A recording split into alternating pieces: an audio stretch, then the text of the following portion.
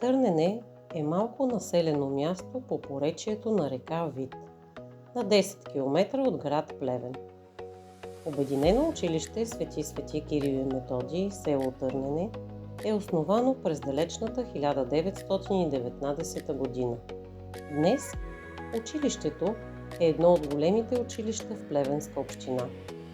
То е приемащо за децата от село Дисевица след завършен 4 клас. Обучават се деца и ученици основно от уязвими групи.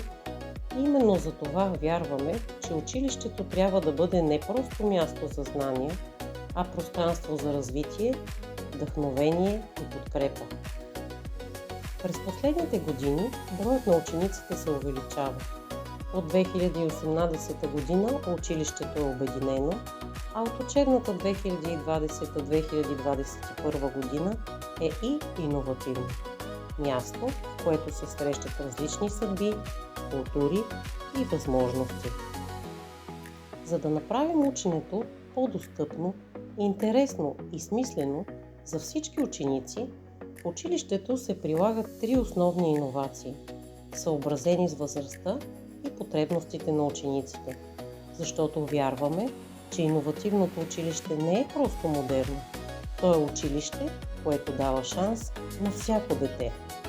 В начален етап на нашето училище с учениците от 2 и 3 клас прилагаме иновативния подход JumpMath. Тази методика е насочена към постепенно изграждане на математическите знания чрез малки, добре структурирани стъпки, които позволяват на всяко дете да разбере и усвои учебния материал. Работата по програмата поставя силен акцент върху активното участие на учениците в учебния процес. Урокът е организиран така, че децата да мислят, да обсъждат и да стигат сами до решението на задачите. Учителят задава кратки въпроси, насочва мисленето и дава възможност на учениците да обяснят как са стигнали до даден отговор. Особено важно за нашето училище е, че JumpMath подпомага ученици с различно ниво на подготовка. Чрез ясни обяснения, визуални модели и много упражнения, учениците постепенно изграждат увереност в собствените си възможности. Всеки нов елемент се въвежда едва след като предходният е добре усвоен, което намалява тревожността и страха от грешки. В часовете използваме разнообразни интерактивни дейности, а също така решаване на задачи в екип, дискусии и кратки предизвикателства. Това прави математиката по-достъпна и разбираема. Децата не просто запаметяват правила, а разбират логиката на математическите действия. Работата по тази иновация води до няколко важни резултата: повишаване на интереса към математиката, развитие на логическото и аналитичното мислене, изграждане на увереност и активност в учебния процес и не на последно място по-добра ангажираност на учениците. За нашето училище тази иновация има особено значение, защото създава равен старт за всички ученици. Чрез постепенното надграждане на знанията, те развиват не само математически умения, но и увереност, че могат да се справят с всяко предизвикателство. В прогимназиалния етап на нашето училище учениците се включват в иновативното обучение по лего роботика.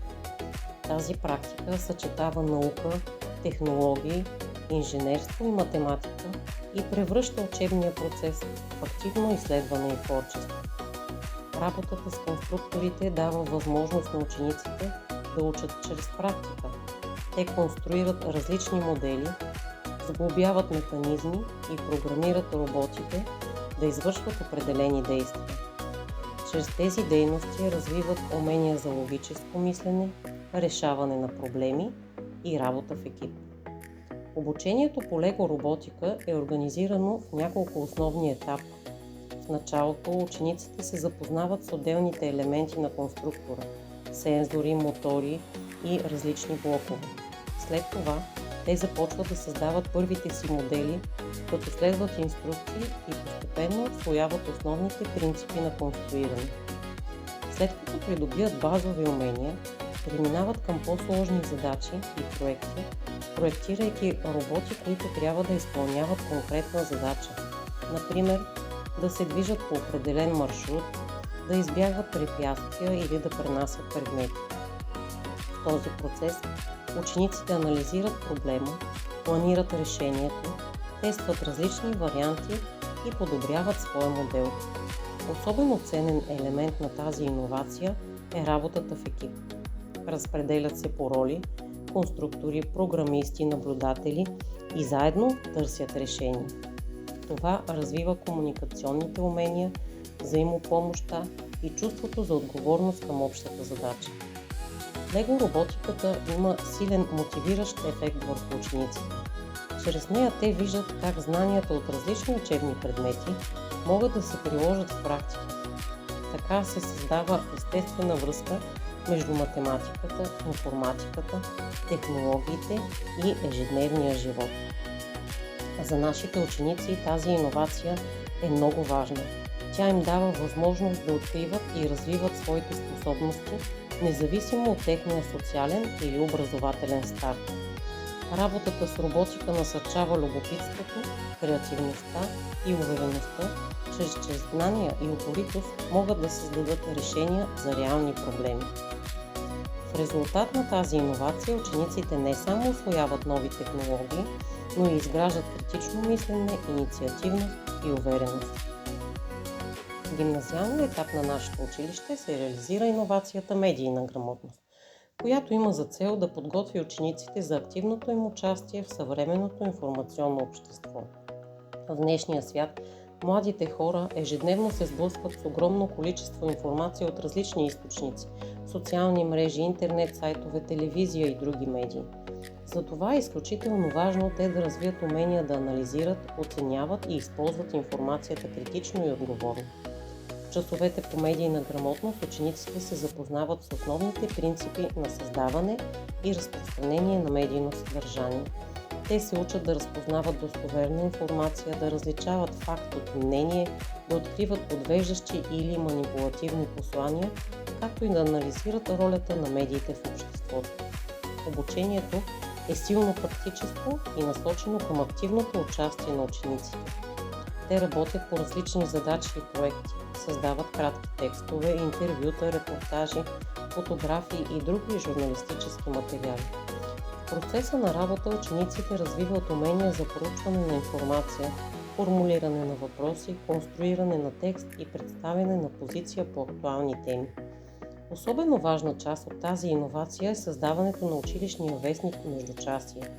Учениците участват активно във всички етапи на издаването му, от избора на теми и събирането на информация до написването и оформянето на материалите. Вестникът отразява училищния живот, инициативите и успехите на учениците, както и интересни събития от училищната общност. Работата по училищния вестник дава възможност на учениците да изразят своята гледна точка, да развиват творческото си мислене и да усъвършенстват своите комуникационни умения. Освен това, те се учат да отговорност към информацията, която създават и споделят. Иновацията по медийна грамотност има и важна социална роля в нашето обединено училище, тъй като насърчава учениците от различни среди да работят заедно, да обменят идеи и да се чувстват част от една общност. Чрез тази дейност те изграждат увереност, умения за сътрудничество и активна гражданска позиция. В резултат учениците не само придобиват знания за медиите, но и се превръщат в съзнателни, критично мислещи и отговорни участници в информационната среда, способни да създадат съдържание и да изразят своята позиция по важни обществени въпроси. В заключение, иновациите в нашето училище не са само нови методи на преподаване, а път към по-качествено и достъпно образование за всяко дете. Те създават естествена връзка между различните образователни етапи и дават възможност постепенно учениците да развиват знанията си, уменията си и да бъдат уверени в собствените си възможности. Ние вярваме, че когато училището се развива и търси нови подходи, защото дава възможности за мечти и успех. Нашите иновации са доказателство, че когато училището вярва в децата си, те започват да вярват в себе си.